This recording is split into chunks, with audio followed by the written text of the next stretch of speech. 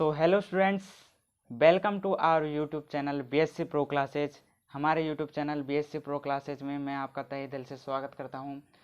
और जो अपना आज का मोटिवेशनल कोट होने वाला है वो है कि जो हो गया उसे सोचा नहीं करते और जो मिल गया उसे खोया नहीं करते। क्या?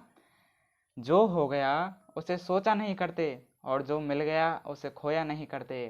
सफलता भी उन्हें हासिल होती है, सफलता भी उन्हें हासिल होती है जो वक्त और हालत पर रोया नहीं करते। तो इसी जोश और उम्मीद के साथ हम अपनी आज की जो क्लास है वो स्टार्ट करते हैं। तो आज की क्लास स्टार्ट करने से पहले मैं आपको थोड़ा पिछला रिवाइज करा देता हूँ कि क्या पढ़ा था। तो हमने पढ़ा था, सबसे पहले पढ़ा था हमने दिष्टकारी, कि दिष्टकारी क्या होता है और दिष्टकरण क्या होता है। दिष्टकारी और दिष्टकरण क्या होता है। तो दिष्टकारी क्या होता है? यह वो उपकरण होता है जो एसी घटकों को डीसी घटकों में चेंज कर दे। क्या कहलाता है? अपना दिष्टकारी। और जो ये प्रक्रिया है संपूर्ण, वो क्या कहलाती है? दिष्टकरण। ठीक है बच्चों। फिर मैंने बताया था कि जो डीसी फाइंड हो रही है, अपन को क्या प्राप्त हो रही है? जो डीसी प्राप्त हो रही है उसमें क्या है? 100% डीसी नहीं है, उसमें क्या है? अभी भी एसी के घटक हैं, एसी के घटक प्रेजेंट हैं।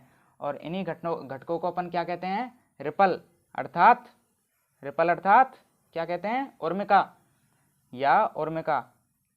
और मार्केट में इन्हें भी क्या सेपरेट करने के लिए, इन्हें भी अलग करने के लिए एक डिवाइस उपलब्ध है जिसे अपन कहते हैं फिल्टर।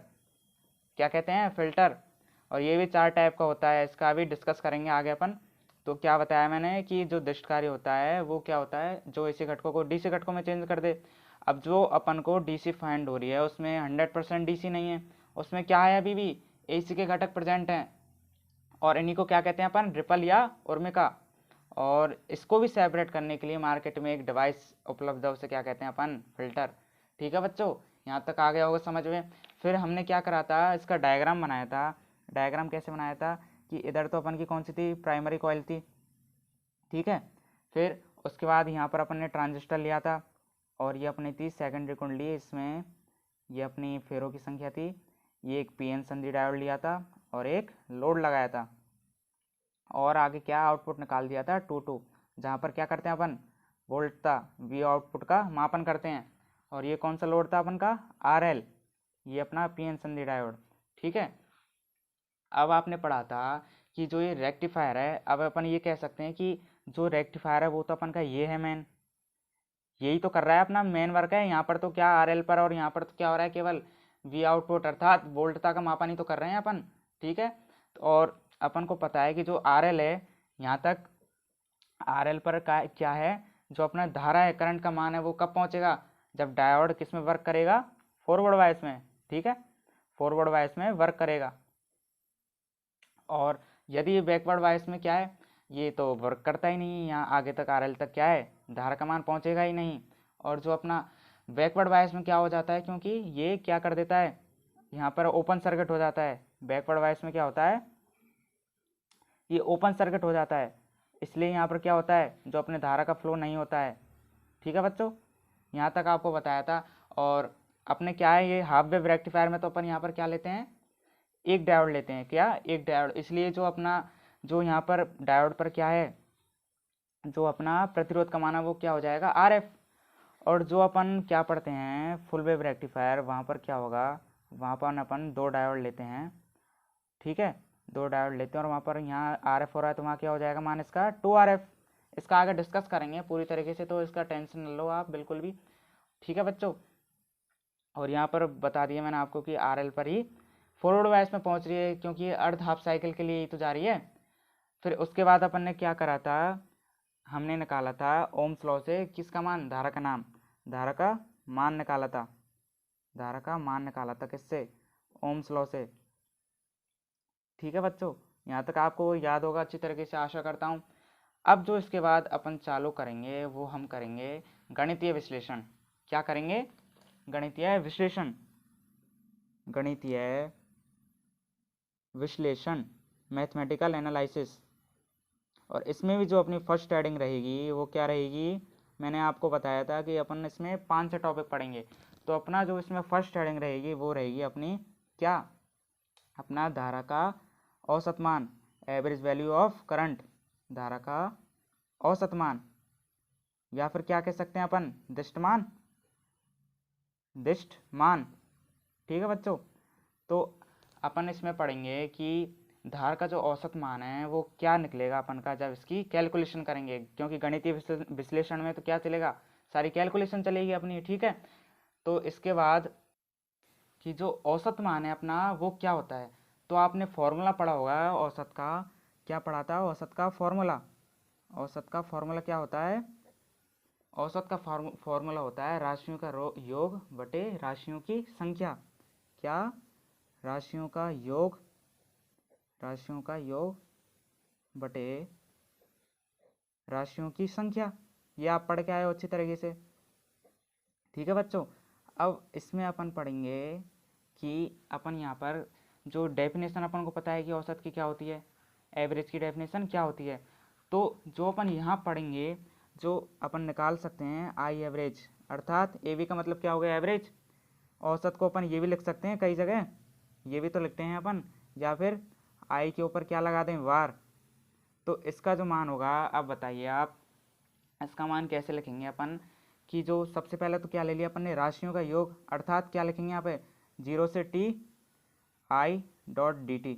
अब आप पूछोगे ये कहाँ से आ गया, तो ये क्या होता है, अपने जो t टाइम पीरियड है उसमें तो अपना टोटल फ्लो करंट है, क्या है, जो अपना 0 से t टाइम पीरियड है उसमें तो टोटल फ्लो करंट है, और अपॉन में क्या आएगा, अपना आएगा अपॉन में 0 से t डी टी, अर्थात जो अपना टोटल टाइम पीरियड है। तो ये अपना रहेगा धारा का औसत मान। तो इसको अपन क्या करेंगे, कैलकुलेट करेंगे अब। तो अब इसको अपन कैलकुलेट करते हैं।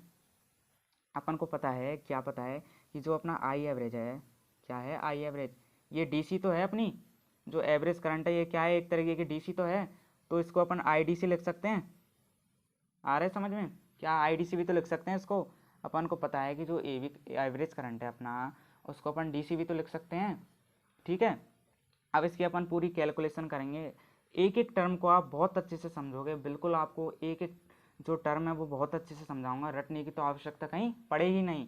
ठीक है, तो अब इसको करते हैं। तो अपन ने क्या करा, आई एवरेज की जगह क्या रख दिया, आईडीसी रख दिया, आईडीसी। फिर क्या था, 0 से t I dot D T upon 0 से t और डी टी। ठीक है, और इसका जो अपन वो करेंगे इंटीग्रेशन, समाकलन करेंगे, तो क्या आ जाएगा, I D C equal to, ये तो ऊपर वाला 0 से t I dot D T, ठीक है, ये अपना स्मॉल टी है, I dot D T upon, इसका इंटीग्रेशन क्या होगा टाइम के रेस्पेक्ट में, t हो गया नहीं t, और जो अपनी लिमिट है वो कहाँ से कहाँ तक है, 0 से t तक। ठीक है, यहाँ तक आ गया समझ में। फिर इसके बाद अपन करते हैं, इधर करते हैं अपन कैलकुलेशन, थोड़ा अपन को आसानी रहेगी। तो आई डी सी हो गया अपना, फिर उसके बाद ये जो इसमें अपन अपर लिमिट लगा देते हैं, क्या आ जाएगी, कैपिटल, तो ये अपॉन में तो है 1/t लिख सकते हैं इसको, 1/t, और फिर क्या रह गया अपन का, ये 0 से t और आई डॉट डी टी। ठीक है बच्चों, यहाँ तक आ गया समझ में। मैंने क्या बताया कि यहाँ पर अपन ने क्या करा, इंटीग्रेशन करा। यहाँ इंटीग्रेशन पता है कैसे होगा, यहाँ केवल अपन क्या लिख देंगे, जो अपन की upper limit minus lower limit, upper limit क्या है t, तो ये आ जाएगा नीचे अपॉन में t, और t को अपन ऐसे लिख देंगे, ठीक है, बाहर ले आएंगे, और ये अपन की ऊपर की क्या आ जाएगी, टर्म आ जाएगी। ठीक है, अब आगे सॉल्व करते हैं इसको। तो आई डी सी बराबर इक्वल टू 1/t, और जो अपनी धारा का मान है, अब देखना इसको बहुत ध्यान से समझना, इसको अपन खोलेंगे। अब कैसे खोलेंगे, कि 0 से t/2, अपन ने 0 से t क्या करा था, यही तो लिया था आपने, कि ये सर्किल थी अपने, ठीक है, ये 0 से t/2 और ये t। ठीक है, यहाँ पर तो क्या रहता है, अपनी साइकिल पॉजिटिव, यहाँ पर नेगेटिव रहती है। आ गए यहाँ तक समझ में। फिर अब देखते हैं अपन 0 से t, तो अपन इसको दो भागों में क्या है, डिवाइड करेंगे। तो सबसे पहले 0 से t/2 में जब इसको अपन डिवाइड करेंगे, तो क्या, आई डॉट डी टी प्लस दूसरी सर्किल कौन सी अपन की, t/2 से t, t/2 से t, और आई डॉट डी टी, तो यहाँ तक आपको समझ में आ गया होगा कि अपन ने जो क्या करा था, ये तो अपने अर्ध धनात्मक चक्र के लिए क्या है, हाफ पॉजिटिव साइकिल के लिए, पॉजिटिव साइकिल के लिए, और ये किसके लिए है, नेगेटिव साइकिल के लिए। और अब आपको पता है कि जो अपना अर्ध धनात्मक चक्र है उसके लिए जो अपनी क्या रहती है, करंट की वैल्यू रहती है, वो क्या रहती है, आई बराबर आई एम साइन ओमेगा टी। पढ़ के आए हो कि नहीं आए हो, मैंने बताया था आपको इससे पहले, ओम्स लॉ प्रूव किया था, ध्यान हो तो, ठीक है। और ये कहाँ से कहाँ रहता है अपन का, 0 से t/2 टाइम पीरियड में, ठीक है। और यहाँ पर जो वर्क करता है वो कैसे करता है, फॉरवर्ड वाइस में, तभी तो अपन को यहाँ आई का जो मान है वो प्राप्त हो रहा है, ठीक है। और जो नेगेटिव साइकिल है उसमें जो अपनी करंट की वैल्यू होगी वो क्या होगी, 0, क्योंकि जो अपना t/2 से जो अपना t टाइम पीरियड है उसमें कैसे वर्क कर रहा है, बैकवर्ड वाइस में, और बैकवर्ड वाइस में तो ये करंट देता ही नहीं है, ये कैसे वर्क कर रहा है, बैकवर्ड वाइस में, ठीक है। इसमें तो अपना करंट देता ही नहीं है। तो जब अपन इसकी वैल्यू यहाँ पुट करेंगे तो I D C equal to क्या आएगा, ये अपना 1/t, 1/t आ गया। फिर उसके बाद ये अपना 0 से t/2, 0 से t/2, और जो आई डी टी है यहाँ पे वैल्यू क्या आएगी, आई एम साइन ओमेगा टी और डी टी, ठीक है। यहाँ तक आ गया समझ में। और जो अपना इसमें है इसकी वैल्यू क्या आ जाएगी, t/2 से t, और आई की वैल्यू क्या आएगी यहाँ पर 0, तो क्या आ जाएगी 0.dt। आ गए यहाँ तक समझ में, ठीक है बच्चों। तो अब जो अपन का जो आई डी सी का मान होगा, आई डी सी का मान, अब ये तो पूरी टर्म क्या होगी, ये तो दूरी 0 हो गई ना अपनी पूरी, क्योंकि 0 का इंटीग्रेशन क्या होता है 0, और उसमें लिमिट पुट करेंगे तो वो 0 आएगा, ठीक है। अब ये 1/t, और जो अपनी ये होगा वो क्या होगा, 0 से t/2 और sign omega T dot D T, यहाँ पर ये आई एम हो रहा है, ठीक है बच्चों। फिर अगली टर्म में क्या होगा, आई डी सी, इस आई एम को बाहर ले लें अपन, क्योंकि डी टी के रेस्पेक्ट में तो करना है अपन को, इंटीग्रेशन करना है जो, तो आई एम को बाहर ले लिया अपॉन टी, 0 से t/2 sine omega T dot D T. आ गए यहाँ तक समझ में। अब आपको पता है कि जो साइन का इंटीग्रेशन क्या होता है, साइन का इंटीग्रेशन होता है माइनस कॉस थीटा में, ठीक है। तो इसकी जो वैल्यू रखेंगे अपन यहाँ पर, I D C equal to I M upon T, ठीक है। और जो साइन थीटा का जब इंटीग्रेशन करेंगे तो माइनस का कॉस आएगा, तो उस माइनस को क्या लिख देते हैं अपन, बाहर, बाहर लिख दिया। और जो कॉस यहाँ पर साइन ओमेगा टी का जो इंटीग्रेशन होगा वो क्या होगा, कॉस ओमेगा टी, और क्या आ जाएगा ओमेगा, और अपनी लिमिट लग गई 0 से t/2, ठीक है बच्चों। अब इसकी अपन जो वैल्यू करते हैं, आगे निकालते हैं इसकी वैल्यू, वो कैसे निकलेगी, ये हो जाएगा अपना माइनस का आई एम, और इस ओमेगा को बाहर निकाल लें, इस ओमेगा को यहाँ से बाहर निकाल लेते हैं, ठीक है, क्योंकि अपन को लिमिट पुट करनी है वो तो किस में करनी है, थीटा में। तो ओमेगा को बाहर ले लिया तो क्या आ जाएगा ओमेगा, और टी पहले से है ही, और इसमें लिमिट पुट कर देते हैं अपन, तो cos omega T upon 2 minus lower limit क्या है 0। तो यहाँ तक आ गया समझ में आपके। अब आगे इसकी कैलकुलेशन करते हैं अपन। अब आपको पता है कि जो अपना ओमेगा है वो क्या होता है 2π/t। अब इसको कैसे लिख सकते हैं अपन, ओमेगा टी बराबर 2π। आ गए यहाँ तक समझ में।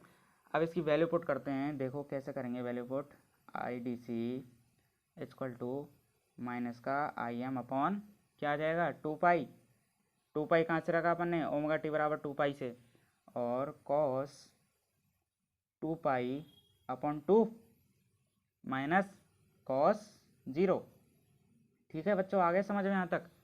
फिर ये अपना क्या हो जाएगा, I D C equal to minus का आई एम अपॉन 2π, और यहाँ से अपनी क्या हो जाएगी, यहाँ से 0 से 0 कट जाएगा, और कॉस पाई क्या होता है -1, और कॉस 0 1, तो 1 -1 और -1 क्या हो जाएगा -2, ठीक है। और ये अपना 2 से 2 कैंसिल, और माइनस माइनस प्लस हो जाएगा, तो क्या वैल्यू निकल के आएगी अपनी, वो आएगी यहाँ से आई एम अपॉन पाई, ठीक है बच्चों।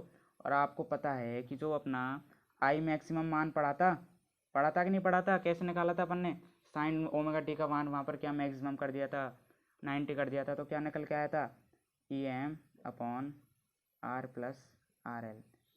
तो इसकी वैल्यू जब अपन इसमें पुट करेंगे इसमें, तो क्या आएगी, जो वैल्यू निकल के आएगी वो आएगी अपनी I D C equal to E M upon R plus R L, और ब्रैकेट में क्या आ जाएगा, ब्रैकेट के बाहर पाई। तो यही जो है वो अपनी आई डी सी है, औसत मान है अपना। इसको क्या है, याद रखना है, पूरी तरीके से याद रखना है। अब बात करेंगे अपन दृष्ट वोल्टता की, किसकी, दृष्ट वोल्टता की, डीसी वोल्टेज की। तो डीसी वोल्टेज कैसे निकालेंगे, डीसी वोल्टेज,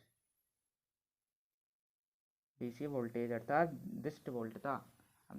ठीक है बच्चों।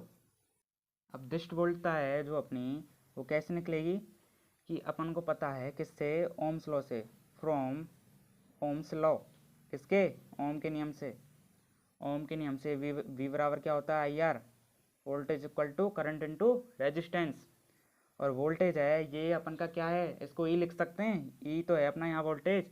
और किसके लिए निकाल रहे हैं, डीसी के लिए, तो क्या लिख लेंगे, ई डी सी। और आई का मान डीसी के लिए निकाल रहे हैं तो आई डी सी हो जाएगी। और डीसी जो निकाल रहे हैं तो आउटपुट पर जो अपना क्या है, लोड है, रेजिस्टेंस है, वो किसके रूप में, लोड के रूप में, तो क्या लिख लेंगे, आर एल। ठीक है बच्चों, आ गए यहाँ तक समझ में। अब यहाँ पर वैल्यू पुट कर देते हैं सीधे सीधे, किसकी, आई डी सी की वैल्यू क्या है अपनी, E M upon R plus R L pi, अभी अभी निकाली जस्ट अपनी।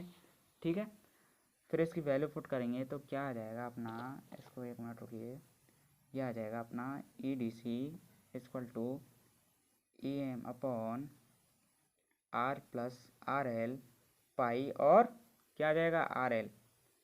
ठीक है, तो ये अपना निकल के आ गया दृष्ट वोल्टता। क्या आएगा, दृष्ट वोल्टता। इसको भी अपन को याद रखना है, क्योंकि ये अपन को बहुत जो अपने क्या आएंगे, क्वेश्चन आएंगे आगे, जो न्यूमेरिकल आएंगे उनमें इसका यूज करेंगे। तो यही क्या है अपना दृष्ट वोल्टता है, उसका क्या है, बीजीय व्यंजक, दृष्ट वोल्टता का बीजीय व्यंजक है, बीजीय व्यंजक। ठीक है, ये अपना हो गया बीजीय व्यंजक। अब जो आपको एक बार इसको क्या मैं रिवाइज करा देता हूँ थोड़ा सा, कि हमने कैसे कैलकुलेशन की, क्या करा, ठीक है, जिससे आपको एक बार ढंग से अच्छे से याद हो जाएगा। ठीक है बच्चों। तो सबसे पहले क्या करा था हमने, कि अपन को पता है कि जो अपना धारा का औसत मान है, जो क्या होता है, राशियों का योग बटे राशियों की संख्या। ठीक है, अब जो राशियों का जो अपन निकाल रहे हैं वो किसकी निकाल रहे हैं, आई एवरेज। इसको अपन ये भी लिख सकते हैं, और आई के ऊपर बार भी। अब ये जो है अपना आई डॉट डी टी, ये क्या है, जो अपना 0 से टी टाइम पीरियड है उसमें क्या है, टोटल फ्लो करंट, और जो अपॉन में क्या आ रहा है, टोटल टाइम पीरियड। ठीक है, अब उसके बाद बात करते हैं जो अपना जो एवरेज करंट है उसको, वही तो डीसी अपनी, उसको डीसी लिख सकते हैं। तो डीसी लिखने के बाद ये अपने डीसी लिखा, फिर इसको कैलकुलेट करते हैं, ये ऐसे कि ऐसा यहाँ आ गया। ठीक है, अब आई डी सी बराबर 0 से टी आई डी टी। अब इसमें अपन ने क्या करा, इसको इंटीग्रेट कर दिया, तो अपन का टी, और ये लिमिट लगा दी 0 से टी में। अब इसके बाद क्या होता है, आई डी टी बराबर ये 1/टी बाहर निकाल लिया, फिर 0 से T I dot D T, आ गए यहाँ तक। अब अपने को पता है कि जो 0 से टी टाइम पीरियड है उसमें अपनी जो साइकिल है वो दो तरीके से वर्क करती है, एक तो प्लस पॉजिटिव और एक माइनस नेगेटिव साइकिल में।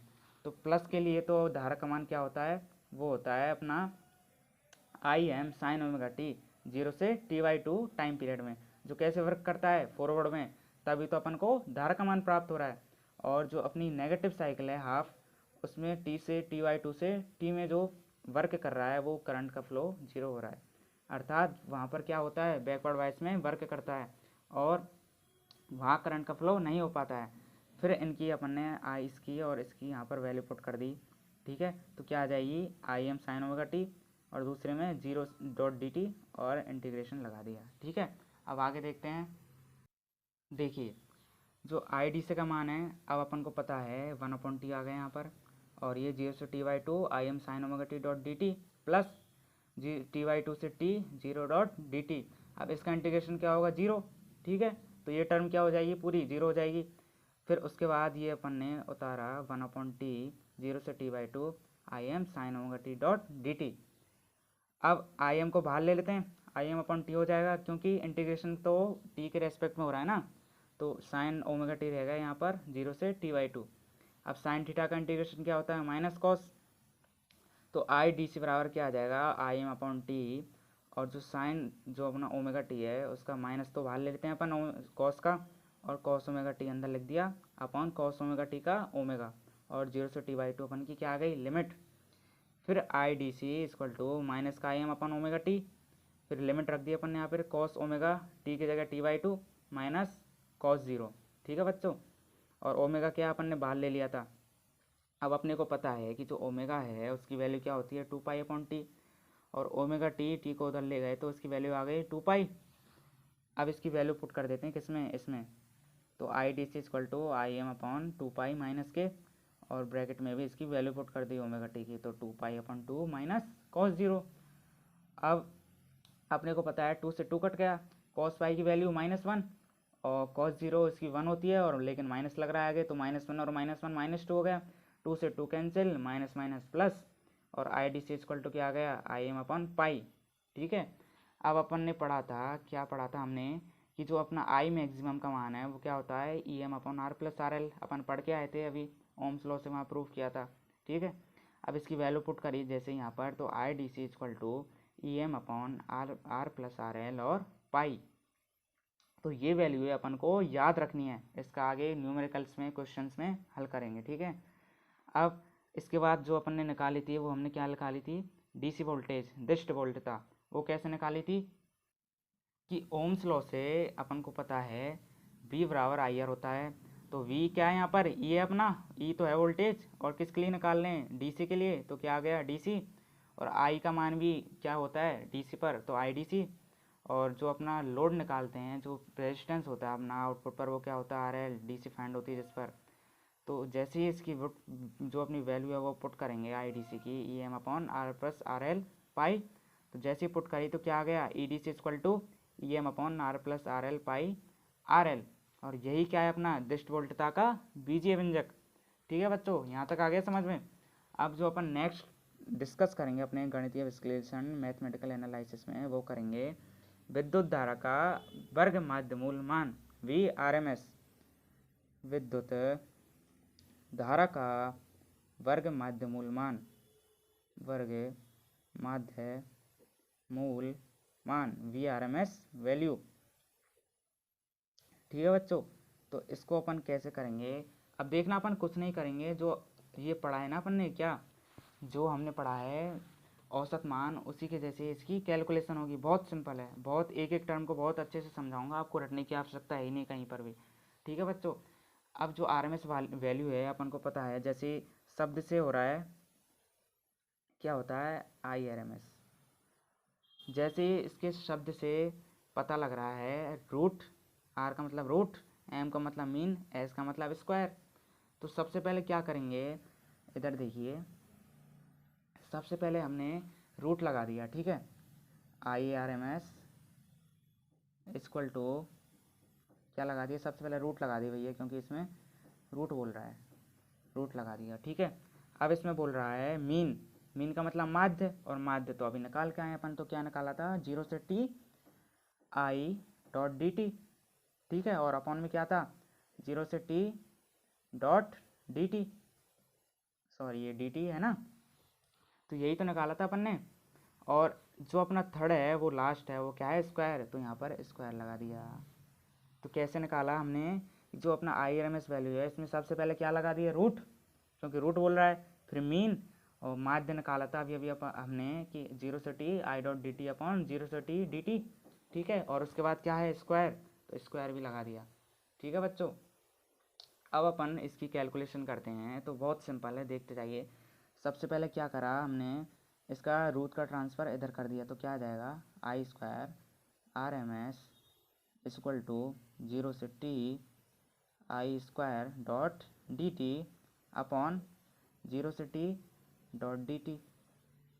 अब आप बोलोगे सर ये तो पहले जैसी हो गई बिल्कुल सेम टू सेम, तो इसका मान अपन सीधा रख देते हैं, नहीं, यहाँ पर एक स्क्वायर भी है, गौर से देखिए क्या है, स्क्वायर। तो इसी स्क्वायर से जो अपनी पूरी कैलकुलेशन है वो चेंज हो गई, ठीक है। अब इसको अपन कैलकुलेट करते हैं, तो इसको तो पहले जैसे लिख लें कि डी टी के जो इंटीग्रेशन है वो क्या होगा, टी, और टी के यहाँ पर अपर लिमिट लगा दी टी माइनस लोअर लिमिट 0।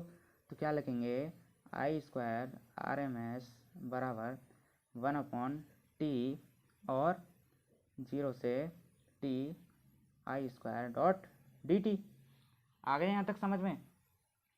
अब इसके बाद वही करेंगे अपन, कुछ नहीं करेंगे कि अपन ने क्या पढ़ा था, जो अपनी सर्किल थी वो हाफ सर्किल के लिए तो अलग फाइंड हो रहा है और नेगेटिव के लिए अलग। तो हाफ सर्किल के लिए अपन को पता है कि जो अपन का आई एम का मान है, आई का मान वो क्या होता है, आई एम साइन ओमेगा टी। ये तो किस में होता है, 0 से जो अपना t/2 टाइम पीरियड है, ठीक है। और जो आई का मान 0 होता है वो कहाँ होता है, अपना होता है t/2 से t के मध्य, ठीक है। अभी पढ़ के आए हैं जस्ट अपन, तो देखना बिल्कुल सिंपल है। आपको लग रहा होगा कि ये तो बिल्कुल सेम टू सेम है, अभी कि अभी अपन कर आए हैं, ठीक है। तो बहुत सिंपल है, आपको रटने की आवश्यकता नहीं है बिल्कुल। अब इन दोनों की क्या है, यहाँ पर वैल्यू पुट करेंगे, ठीक है। अब वो करते हैं वैल्यू पुट इसकी अपन। अब देखिए क्या करा हमने, यहाँ वैल्यू पुट कर दी, I R M S equal to 1/t और 0 से t/2 साइकिल के लिए क्या ले लिया, I square M sine square omega T. अब आप बोलोगे स्क्वायर कैसे आया, तो वहाँ पर भी तो हमने स्क्वायर ही लिया था, स्क्वायर आता है ना, रूट मीन स्क्वायर, तो स्क्वायर आ रहा है प्लस। और अपनी जो t/2 से t टाइम पीरियड है उसमें क्या होता है, जो आई का मान है वो क्या होता है, 0। तो वापस से ये टर्म क्या हो जाएगी अपनी, 0 होगी कि नहीं होगी, 0 हो जाएगी, ठीक है बच्चों। अब नेक्स्ट टर्म में देखिए क्या होता है कि ये तो अपनी हो गई 0, तो I R M S equal to क्या आएगा, 1/t और आई स्क्वायर एम को बाहर ले लेते हैं क्योंकि जो हमको इंटीग्रेशन करना है वो तो t के रेस्पेक्ट में होगा। तो क्या आ जाएगा, 0 से t/2 sign square omega T dot D T, और ये टर्म क्या हो गई, 0।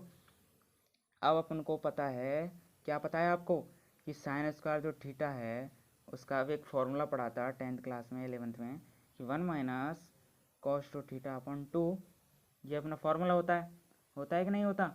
तो जैसे ही इसकी वैल्यू यहाँ पर पुट करेंगे तो क्या आ जाएगा, फॉर्मूला रखो यहाँ पर, I R M S equal to I square M आ गया यहाँ पर अपॉन 2t ले लिए यहाँ पर बाहर, t यहाँ पर पहले से और 2 इसका यहाँ पर आ गया, ठीक है।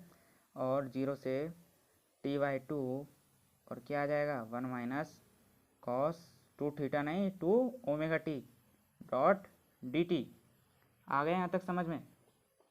अब देखिए जो आई आर एम एस है अपना वो क्या आ जाएगा, आई स्क्वायर एम अपॉन 2t, ये ऐसे की ऐसे, फिर इसको अपन ने क्या करा, खोल लिया हमने, तो 0 से t/2 टाइम पीरियड में ये तो हो गया क्या, 1 डॉट डी टी माइनस ये क्या आ जाएगा, 0 से t/2 और cos 2 omega T dot D T, ठीक है। ये आ गया। अब इसके बाद देखिए क्या करेंगे, सीधा इसकी जो वैल्यू है वो पुट कर देंगे।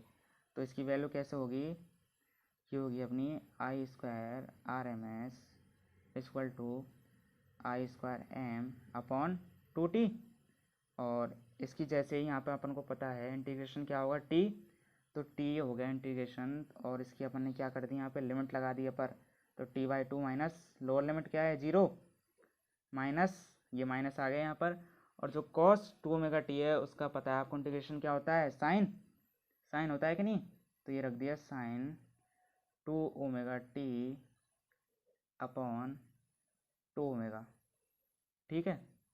और t/2 से क्या आ जाएगा, 0। दिख रहा है कि नहीं दिख रहा आपको, क्या आ जाएगा यहाँ पर, आई स्क्वायर आर एम एस बराबर आई स्क्वायर एम अपॉन 2t, और यहाँ पर t का इंटीग्रेशन कर दिया t/2 माइनस 0, लिमिट लगा दी, माइनस जो cos 2 ओमेगा टी है उसका इंटीग्रेशन हो गया sine 2 omega T upon 2 omega, और लिमिट लगा दी 0 से t/2, ठीक है बच्चों।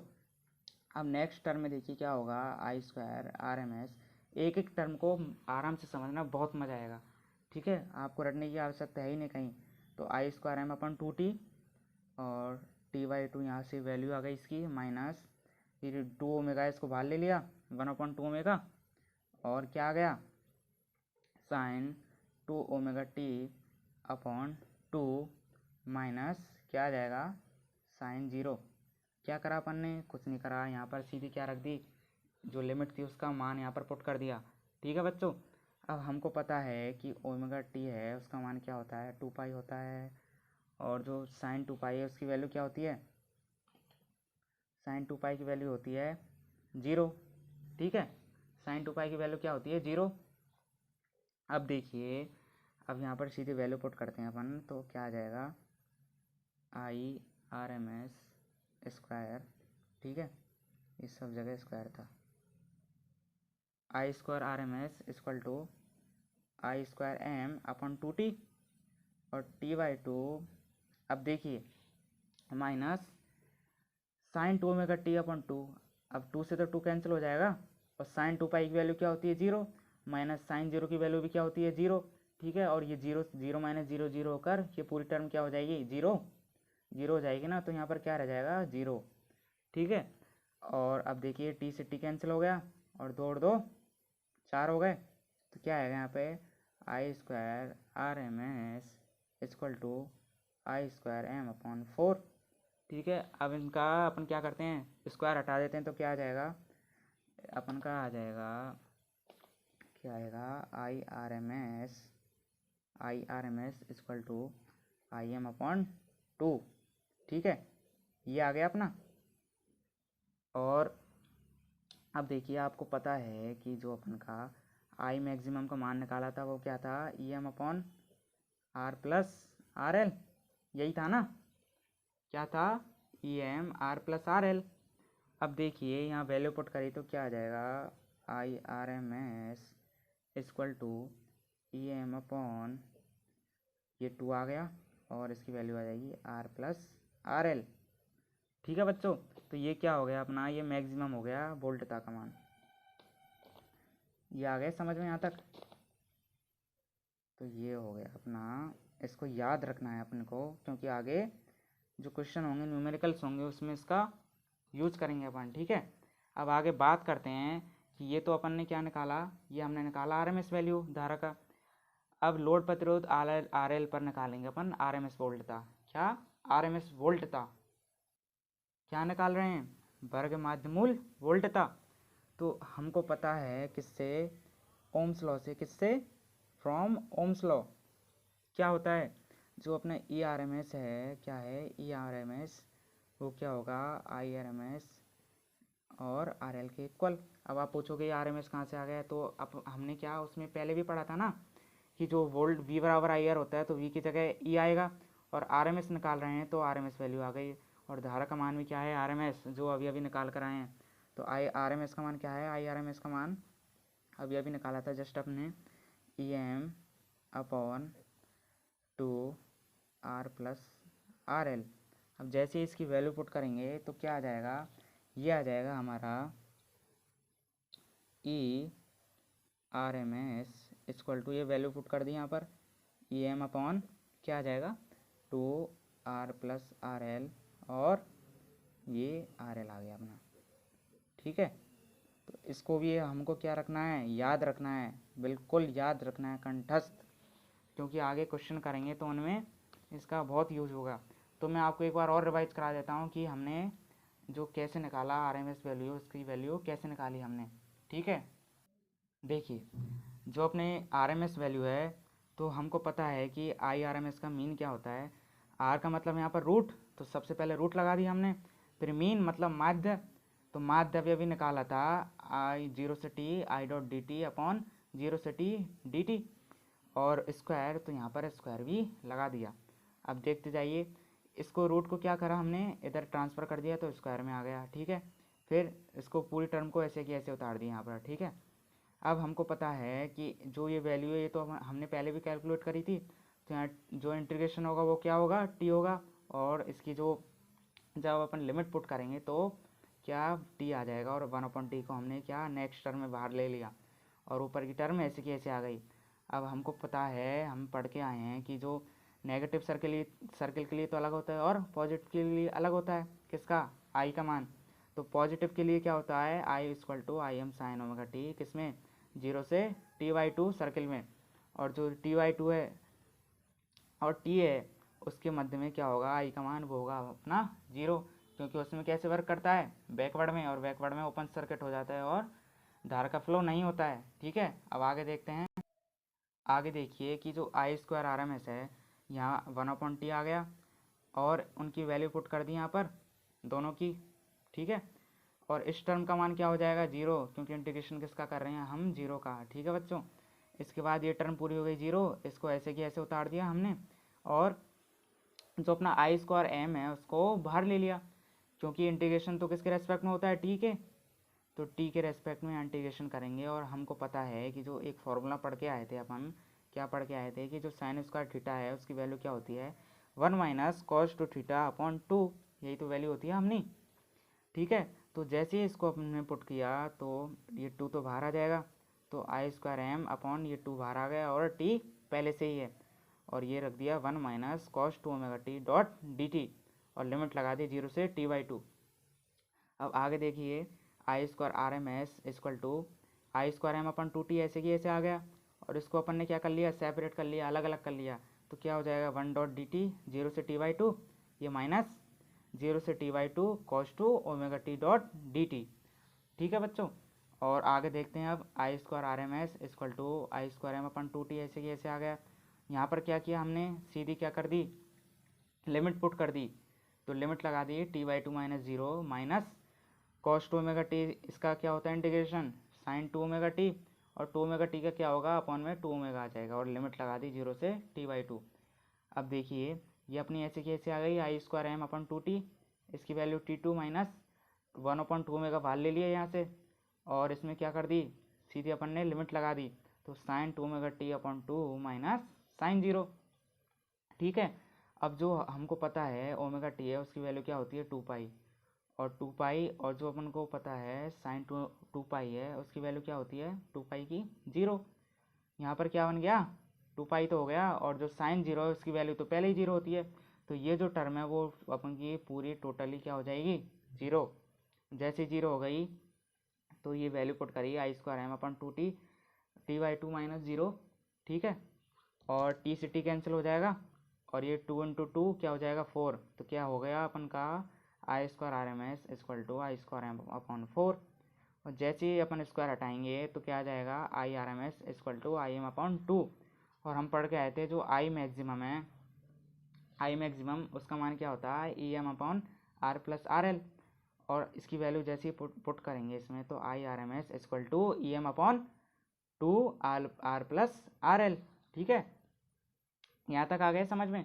अब आगे देखते हैं, हमने क्या करी थी, डिस्ट वोल्टता, डिस्ट नहीं RMS वोल्टता कैलकुलेट करी थी, डिस्ट वोल्टता तो पहले कैलकुलेट करके आए थे। ठीक है, अब देखते हैं आगे, ये रही अपनी RMS मान, किसका RMS वोल्टता।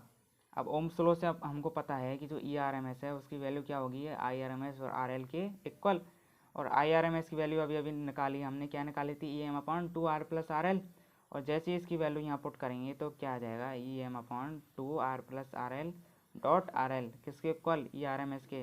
तो ये जो इक्वेशन है ये हमको याद रखनी है। ठीक है, अब बात करेंगे हम, वो बात करेंगे किसकी, वो बात करेंगे अपन की क्या हो गई, दो कैलकुलेशन हो गई, मैथमेटिकल जो विश्लेषण है अपना गणितीय विश्लेषण, उसमें 2 टॉपिक निकाल लिए अपन ने। अब जो अपना थर्ड टॉपिक, थर्ड पॉइंट आएगा वो आएगा अपना क्या, हाफ वेव रेक्टिफायर का दक्षता, हाफ वेव रेक्टिफायर की दक्षता, एफिशिएंसी या निष्पादन गुणांक। निष्पादन गुणांक अर्थात निष्पादन गुणांक क्या होता है अपना, परफॉर्मेंस कोफिशिएंट बोलते हैं जिसको अपन। ठीक है, तो इसमें क्या होता है, जो अपना हाफ वेव रेक्टिफायर है उसके लिए जो दृष्ट शक्ति और प्रत्यावर्ती शक्ति का अनुपात है वही क्या कहलाता है, इसकी दक्षता कहलाती है। ठीक है, और इसको अपन किससे व्यक्त करते हैं, नीटा से। इसको नेक्स्ट क्लास में ढंग से अपन डिस्कस करेंगे, पूरा इसका भी क्या करेंगे, पूरा डेरिवेशन है उसको भी ऐसे ढंग से समझेंगे, रटने की तो आवश्यकता ही नहीं पड़ोगी, मैं आशा करता हूँ आपसे यही। और इसको किससे व्यक्त करते हैं, नीटा से, नीटा ईटा कोसीटा भी बोलते हैं इसको, तो अपन तो नीटा ही बोलेंगे। ठीक है, तो इसकी जो कैलकुलेशन है पूरी वो अपन नेक्स्ट क्लास में करेंगे। तो आशा करता हूँ आपसे कि जो आज की क्लास है वो आपको बहुत अच्छे से समझ में आई होगी। तो आज हमने क्या क्या डिस्कस किया, एक तो डिस्कस किया था हमने, दिष्ट बोलता निकाली थी, औसत मान निकाला था, और दिष्ट बोलता औसत मान निकाला था। एक निकाली थी क्या, IRMS वैल्यू, और एक VRMS वोल्टता या ERMS बोलते हैं जिसको हम यहाँ पर। ठीक है, तो ये पॉइंट डिस्कस करें, इनके डेरिवेशन करे थे आज, और आशा करता हूँ आपको बहुत अच्छे से समझ में आए होंगे और रटने की आवश्यकता नहीं है। बहुत अच्छे से आपको ये एक बार घर पर क्या करना है, कॉपी में निकालना है। वीडियो को अच्छे से देख लेना एक बार, आप ये वीडियो देखकर और इसको रफ कॉपी में हल करना है आपको। ठीक है, और इसी के साथ मैं आज की क्लास को यहीं समाप्त करूँगा। तो जल्दी से वीडियो को लाइक कर दीजिए, शेयर कर दीजिए, और जिन लोगों से सब्सक्राइब नहीं करवाए उनसे भी सब्सक्राइब करवा दीजिए। ठीक है, और ऐसे इसी जोश और उम्मीद के साथ हम आपके साथ मिलते रहेंगे, आपको पढ़ाते रहेंगे, इसी तरीके का जोश और मोटिवेशन देते रहेंगे, और अच्छे अच्छे कंटेंट लेके आते रहेंगे। तो इसी के लिए आपको हमारे चैनल को सब्सक्राइब करना होगा। तो आज की क्लास यहीं पर समाप्त करते हैं और मिलते हैं अपनी नेक्स्ट क्लास में। तो थैंक यू वेरी मच।